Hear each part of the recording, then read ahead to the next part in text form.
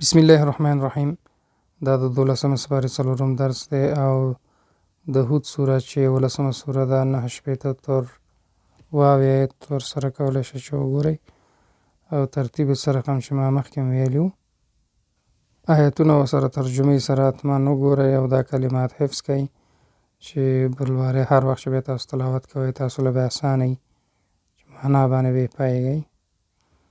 اعوذ بالله من الشیطان الرجیم. حنیذ ورید شوی.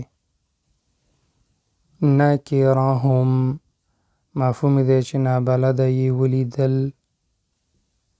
فضحکت نو ویې خندل. وانا عجوز مفهوم دی او زه زړه یا بوډۍ یم. وهذا بعلی شیخا او دغه خاوند زما بوډا دی. ذهب عن ابراهیم الروع لاړ له ابراهیم نه ډار. لاړ له ابراهیم نه ډار. اواه منیب مفهوم دی ډیر فریاد کوونکی او ډیر رجوع کوونکی.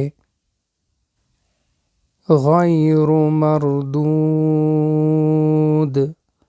مفهوم دی نه بیرته ستون کړی شوی.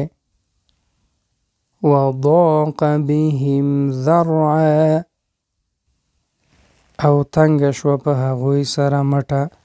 مفهوم دا دی چې او تنګه شوه په هغوی سره مټه یا او تنګه شوه یعنی او تنګ شو په هغوی سره د هغه زړه. یوم عصیب ورځ د ډیره سخته.